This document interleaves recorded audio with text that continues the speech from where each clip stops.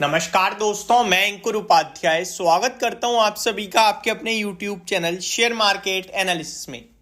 यहां पे आप सभी के साथ बात करने वाला हूं इरेडा के आईपीओ के बाद से इरेडा ने जो शानदार तेजी दिखाई है उसी स्टॉक के ऊपर। इरेडा का शेयर आज लगभग 7% टूटा हुआ है। ये स्टॉक ज़्यादा से ज़्यादा 1 महीना हुआ है। मैं आपको लिस्टिंग डेट भी एक्चुअल बता दूंगा। 32 रुपए का इशू प्राइस था, 32 रुपए का। और ये वो आईपीओ है जिसने लिस्टिंग पे तो लोगों का पैसा बनाया ही बनाया, बट लिस्टिंग के बाद जो पैसा बनाया है वो बहुत ही ज्यादा दमदार था। इसके आईपीओ की लिस्टिंग अराउंड 50 रुपीज के समथिंग हुई थी, 48 to 50 के समथिंग, और 32 रुपीज का इसका इशू प्राइस था टॉप बैंड पे। यानी कि ऑलमोस्ट 50-55 पॉइंट्स की 50-55% की लिस्टिंग गेंस के साथ लिस्टिंग हुई। और उसके बाद इस स्टॉक ने जो करिश्मा किया है, ये शेयर आपके लिए 123 रुपए तक भागा। 123 इशू से लगभग 4 गुना हो गया इसका आईपीओ। अब मैं आपको इसके आईपीओ की पहले थोड़ी सी डिटेल देना चाहूंगा। अगर मैं आईपीओ मार्केट में जाऊं और एक बार सारी लिस्टिंग मेरे को चेक करनी पड़ती है उसके लिए, उसके बाद ही मैं आपके साथ चीजें शेयर कर पाऊंगा।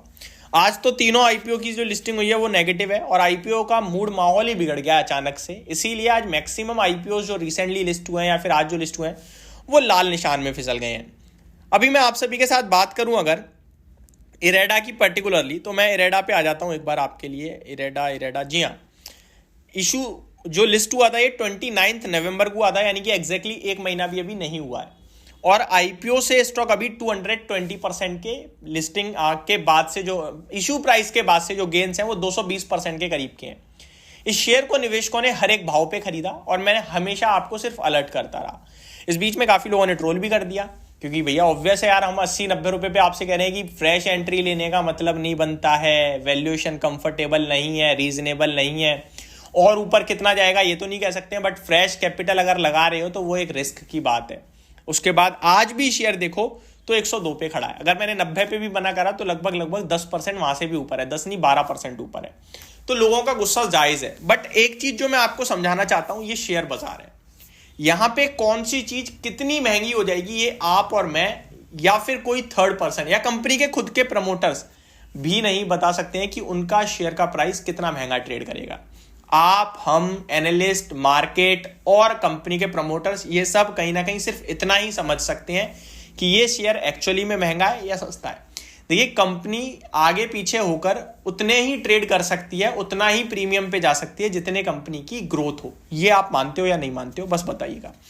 अब अगर मैं आपको एक सिंपल सा लॉजिक दूं, तो अगर किसी चीज की वैल्यू आपको मैं बता दूं 100 रुपए है, अब वो 105 पे आ जाए, ठीक है, तो आप क्या कहोगे? ये महंगी है, ऑब्वियस है आप कहोगे महंगी है।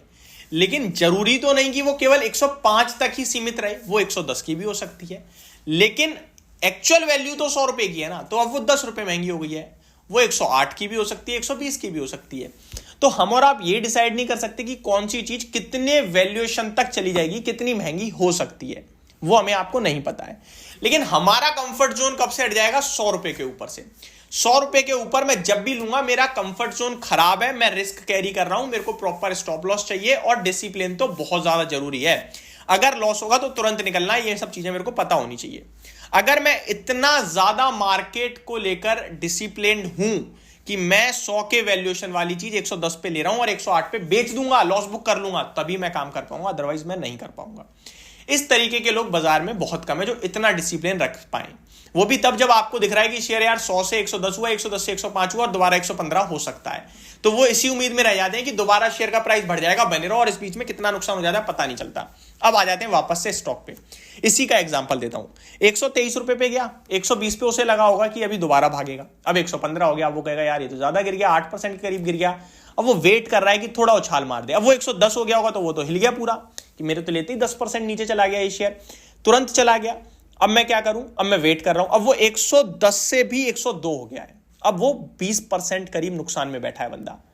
अब आप मेरे को बताओ वो 20% की भरपाई कब कर पाएगा?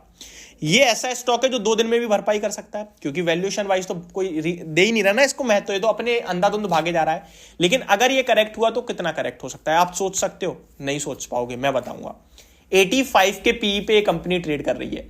इस कंपनी का एक्चुअल पीयर कंपैरिजन तो नहीं बनता है क्योंकि इसका कारोबार किसी से सिमिलर नहीं है, लेकिन पीएफसी पावर फाइनेंस जो हो गया या फिर आरईसी, ऑलमोस्ट सिमिलर है, 5, 10, 15 के पीई पे ट्रेड कर रहे हैं।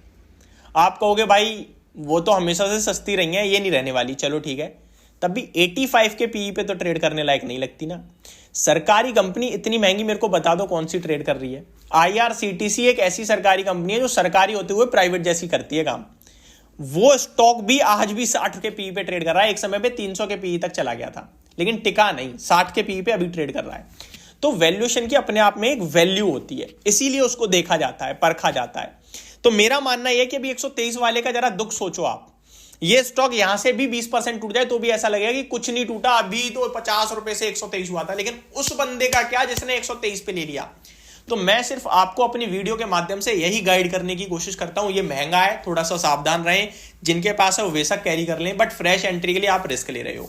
ये सस्ता है, अभी और टूट सकता है, लेकिन आगे पीछे होकर ये शेयर पैसा बना देगा, यही गाइड करता हूं मैं आपको। और यही मेरा मोटिव है।